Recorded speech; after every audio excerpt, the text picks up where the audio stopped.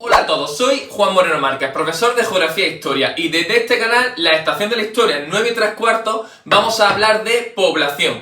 Y para ello nos vamos a referir a la población mundial, haciendo referencia a la población de Europa y de España, nuestro país, donde el futuro poblacional, los pronósticos no son nada, pero nada positivos. Tengo miedo.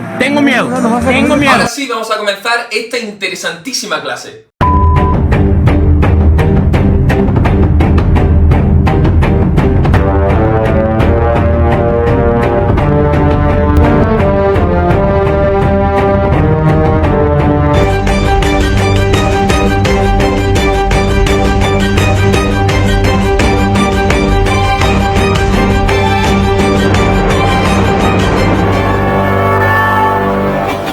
Este tema de población presenta 4 apartados, pues el primero que veis en pantalla es introductorio. En él, en clase presencial, mencionamos los conceptos relevantes del tema en un glosario y ponemos en común contenidos que el alumnado sabe y que conecten con el nuevo tema. Por ello, esta primera clase es muy necesaria, es muy importante en todos los temas y también es muy dinámica, pues el alumnado se involucra muchísimo. ¿Qué es la población? La población se refiere al conjunto de personas que habitan en un determinado lugar, por ejemplo, la población española. Es la demografía, la ciencia que ayuda a la geografía en el estudio de la población, aportando datos cuantitativos, como datos sobre natalidad, mortalidad, los movimientos migratorios, etc.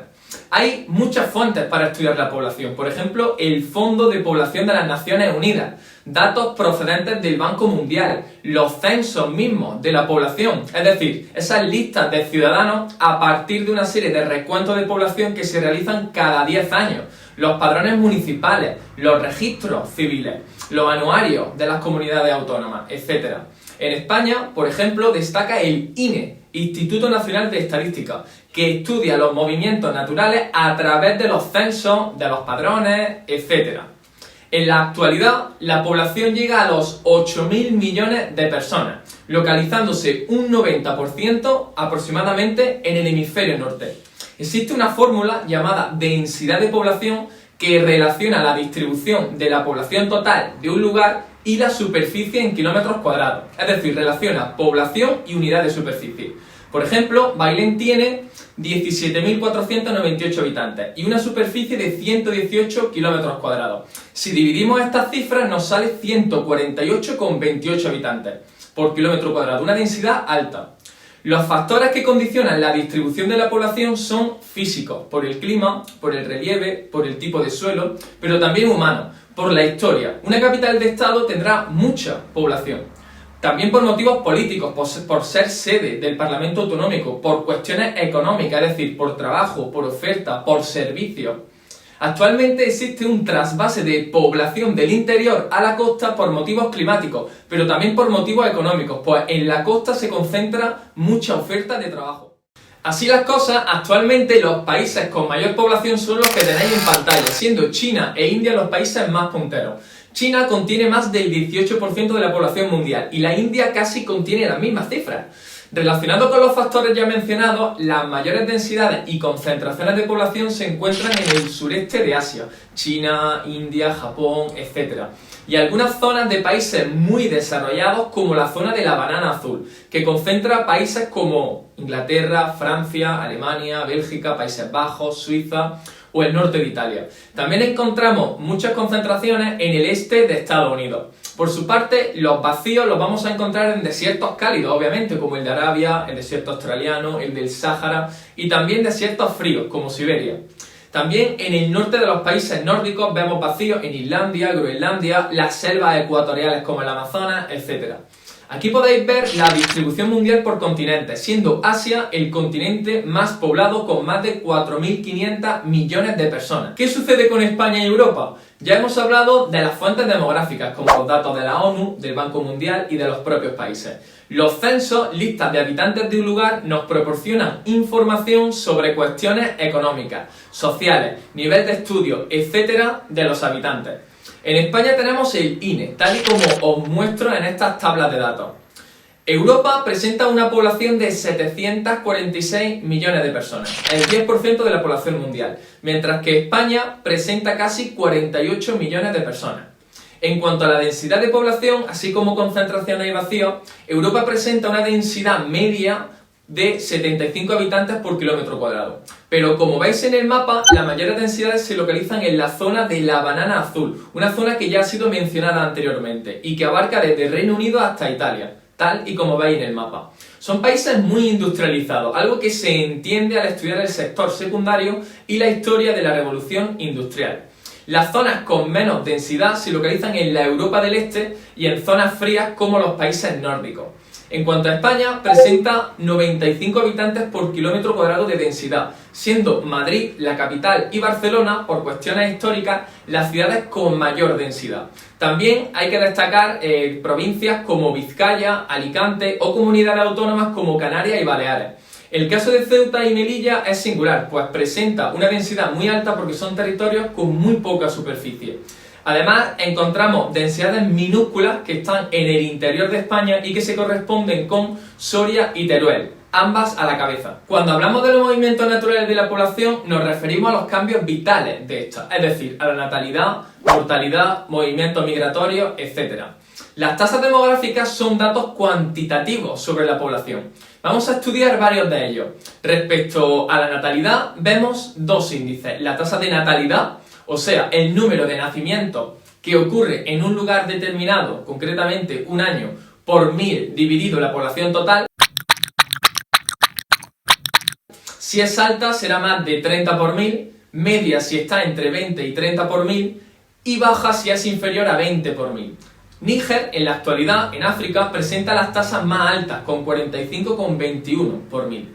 La media de natalidad en el mundo, a nivel mundial, es 20 por 1000. Sin embargo, las tasas más altas se dan en los países subdesarrollados, en África, tal y como veis en el mapa, y las bajas en los países desarrollados. La segunda tasa es la de fecundidad, que se calcula con la fórmula que tenéis en pantalla: número de nacimientos en un año y lugar por 1000 dividido por el número de mujeres fértiles entre 15 y 49 años. Los factores que explican estos resultados de natalidad son biológicos, como la edad a la hora de ser madre; demográficos y socioeconómicos, como el número de ancianos de una población, el coste de tener hijos, el uso o no de anticonceptivos, las creencias religiosas que promueven una alta natalidad, así como aspectos políticos, como la actitud de un país ante el aborto, la ayuda a las familias por tener hijos. Por ejemplo, en España, entre 2007 y 2010, el gobierno de Zapatero daba casi 3.000 euros por bebé. En el mundo, el número de hijos por mujer es 2,5, pero es una cifra que esconde una realidad: que estos valores se dan en los países subdesarrollados, pero no en los países desarrollados como España o Japón. Respecto a la mortalidad, vemos tres tasas. La tasa de mortalidad, que es el número de defunciones o fallecimientos que ocurren en un lugar durante un año por 1000 dividido la población total. Si es alta será más de 15 por 1000, media entre 10-15 por 1000 y baja menos de 10 por 1000. Lesoto, en África, registra tasas muy altas, con más de 15 por 1000, aunque también países de la Europa del Este. La media de mortalidad en el mundo es inferior a 10 por 1000, es decir, es baja. Vemos que estas tasas de mortalidad son un poco más altas en países subdesarrollados, aunque en los desarrollados están empezando a aumentar por el envejecimiento de la población. Otra tasa es la mortalidad infantil, es decir, el número de fallecidos menores de un año por 1000 dividido por el número total de nacimientos. En la pantalla veis la fórmula. Afganistán es el país con más muertes de bebés, con 106 por 1000, mientras que Eslovenia es el país que tiene menos. Por último, la esperanza de vida al nacer es más alta en los países desarrollados, siendo Japón, España y Noruega los lugares donde más se vive. Los factores que explican estos resultados de mortalidad son biológicos, ya que la mujer vive más que el hombre. También demográficos y socioeconómicos, como el número de ancianos o jóvenes que tiene una población, la alimentación, los hábitos de vida sanos o poco saludables, etc. Y también aspectos políticos, como la existencia de una buena sanidad, aspectos relacionados como el acceso al agua potable, que haya limpieza en las calles, etc. Dicho esto, tras explicar estas tasas, podemos decir que el crecimiento vegetativo o natural es la diferencia entre la natalidad y la mortalidad.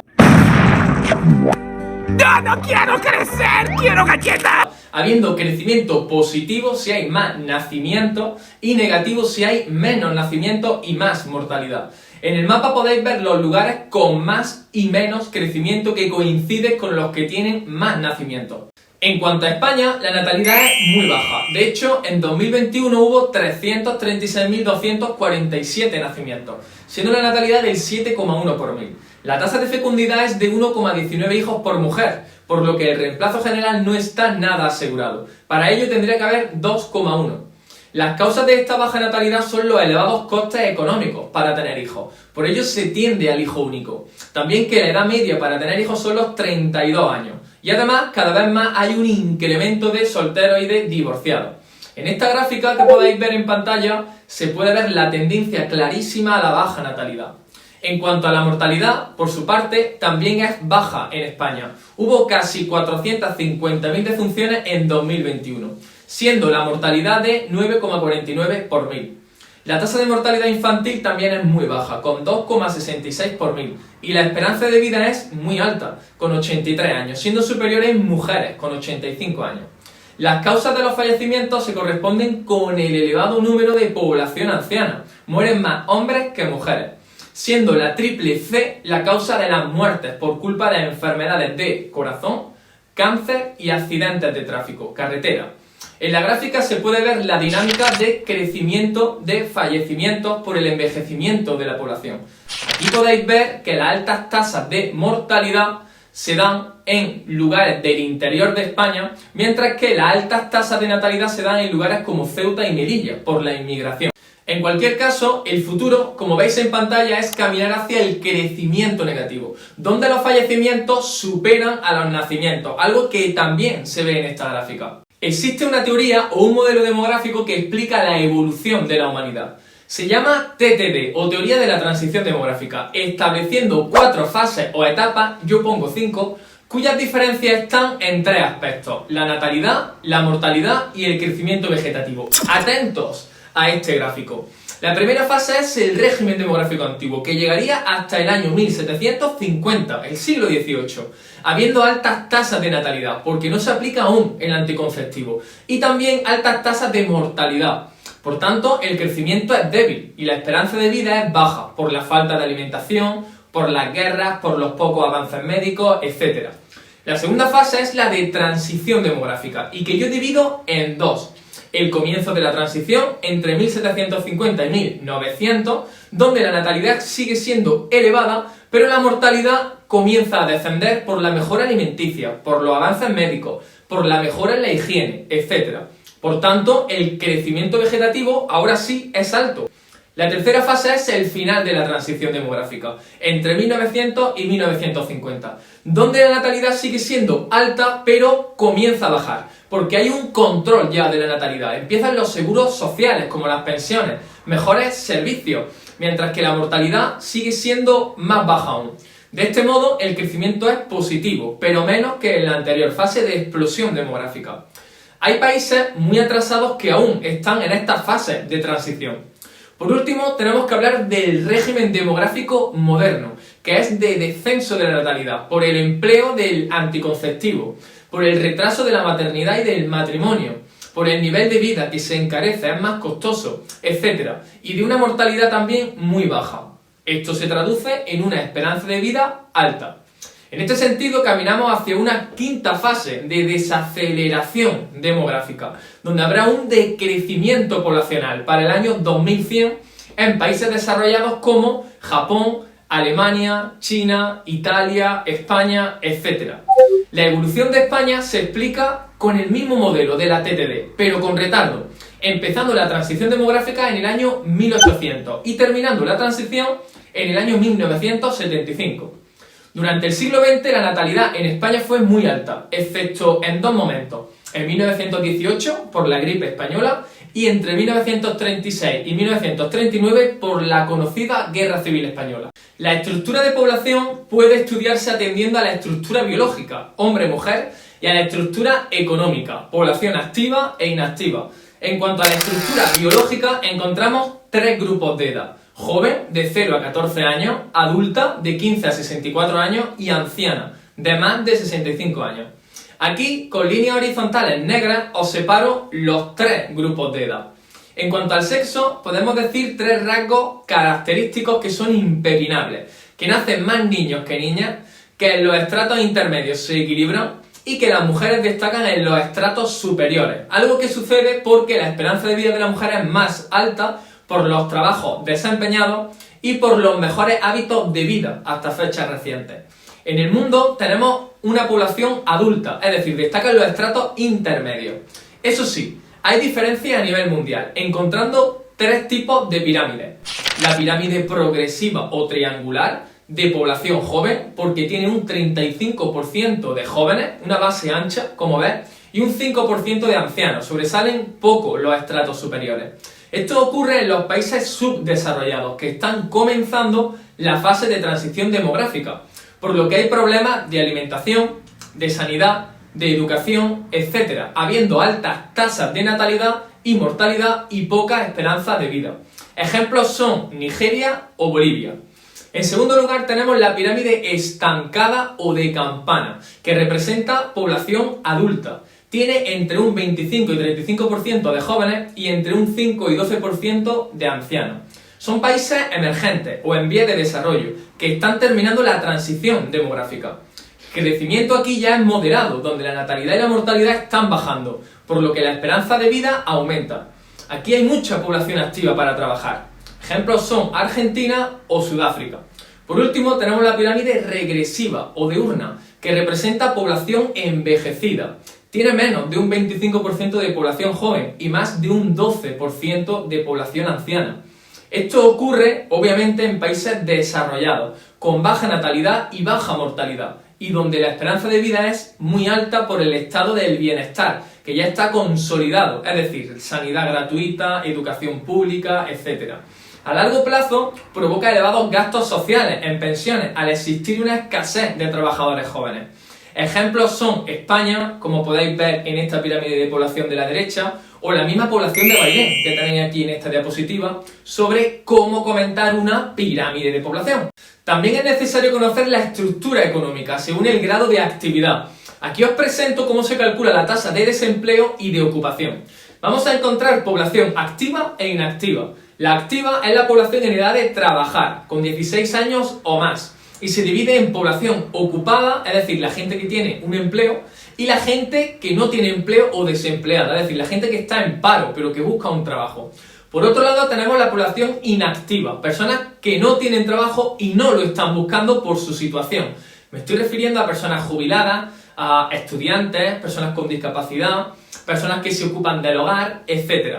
Además, según el sector económico que ocupe, nos vamos a encontrar con personas que trabajan dentro del sector primario, relacionado con actividades agrícolas, ganaderas, la pesca, el campo en general, etc.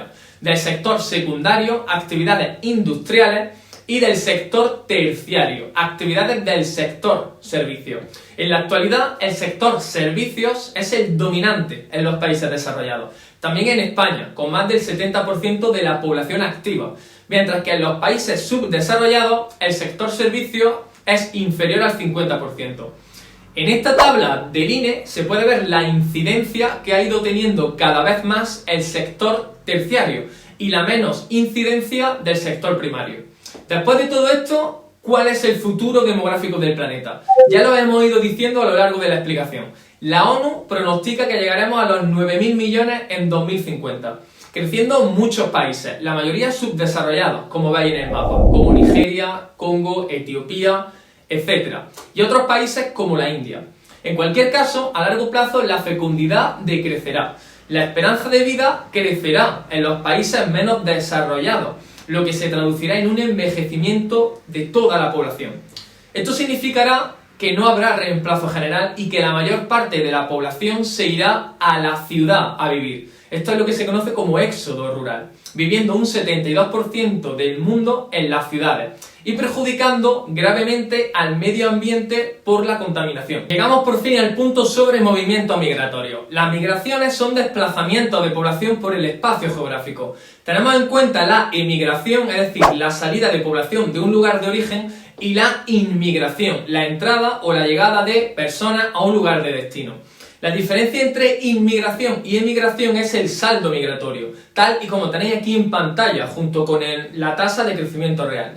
Este valor, el del saldo migratorio, será positivo si entran más personas en un lugar de las que salen. ¿Cómo son los migrantes? Suelen ser personas jóvenes, en edad de trabajar, que buscan mejores condiciones de vida. Por su forma de entrada pueden ser ilegales, personas que entran sin permiso, de forma irregular, personas legales que entran con permiso, como puede ser un estudiante de Erasmus, o refugiados, como la actual población ucraniana que huye de la guerra. Y según su cualificación, que pueden ser poco cualificados, como la población rumana o marroquí que llega a España, o personas especialistas, como médicos, profesores, etc. Existen 5 causas para las migraciones. Pueden ser políticas, es decir, motivos forzosos por guerras, persecuciones políticas, religiosas, raciales. Por motivos económicos, por falta de trabajo, bajos salarios. Por causas sociales, por inseguridad, desempleo, poco nivel de desarrollo en ese país. Por causas culturales, para estudiar en el extranjero, o por motivaciones ecológicas o naturales, por la erupción de un volcán, terremotos, etc. Asimismo, vamos a encontrar migraciones interiores y exteriores. Si hablamos del pasado, debemos aludir a la migración interior del éxodo rural, donde la gente del campo se fue a las principales ciudades, debido a la revolución industrial, lo cual hizo aumentar las ciudades, tal y como podemos ver en este gráfico. Hasta 1960, la gente de España se fue a las grandes ciudades, como Barcelona, sobre todo personas procedentes de Andalucía, de nuestra tierra. En segundo lugar, las migraciones exteriores o internacionales, es decir, las que traspasan las fronteras nacionales. Vemos que hay migraciones del sur pobre al norte rico y del este poco desarrollado al oeste más desarrollado, yendo de África a Europa y de América del Sur a Estados Unidos. En el mapa vemos mucho movimiento hacia países del Golfo Pérsico, como Arabia Saudí, y esto se debe a sus recursos petrolíferos, por el petróleo. En resumen, los países que reciben más población son Australia, Sudáfrica, países de Europa Occidental, Estados Unidos, etc. Por último, en tercer lugar, entre 1960 y 1975 hubo una emigración continental por Europa hacia países desarrollados, como Bélgica, Alemania o Francia. De hecho, muchos españoles se dirigieron a estos países, al igual que en el siglo XIX muchos españoles emigraron a América. En la actualidad, los movimientos migratorios afectan a personas jóvenes, muy cualificadas, con títulos universitarios, que se van a países como Alemania o Bélgica. En el caso de España, la inmigración se corresponde con rumanos y marroquíes, habiendo una inmigración de playa y costa por ingleses, alemanes, etc. El total de inmigrantes en España, como curiosidad, es de más de 5 millones de personas. ¿Cuáles son las consecuencias de los fenómenos migratorios? Vamos a ver consecuencias para los lugares de origen, donde el desempleo y la conflictividad desciende a nivel social al abandonar la población joven ese lugar de origen. Económicamente, los emigrantes envían a sus lugares de origen el dinero que ganan, colaborando así con el pago de impuestos para mejorar ese lugar de origen. Sin embargo, hay aspectos negativos, y es que la población que se va es joven, por lo que ese lugar de origen se envejece mucho más rápido. Por otro lado, los lugares de destino tienen como consecuencias positivas el rejuvenecimiento de la población y el consiguiente aumento de la natalidad. Por tanto, hay más mano de obra para trabajar, siendo los inmigrantes los que ocupan, por lo general, los peores puestos de trabajo. Asimismo, hay mayor diversidad cultural, provocando muchas veces cambios de mentalidad al existir esta multiculturalidad. Pero también hay aspectos negativos, como la concentración de población en determinados barrios, algo que se puede llamar gueto. También hay mayor gasto social al haber más población joven, y también existen problemas de convivencia, como la xenofobia, que es el rechazo al inmigrante, y el racismo, que es una actitud que considera al inmigrante como persona inferior. En este caso hay muchas personas que creen que a los inmigrantes vienen a quitarles el trabajo, e incluso muchos países prohíben la entrada de inmigrantes, apostando por una política anti-inmigratoria. Esto ha sido todo, querido alumnado. Espero que hayáis aprendido mucho sobre este tema relacionado con la población mundial y la población española. Y por favor, no olvidéis nunca calcular los índices demográficos o las tasas demográficas. ¡Adiós!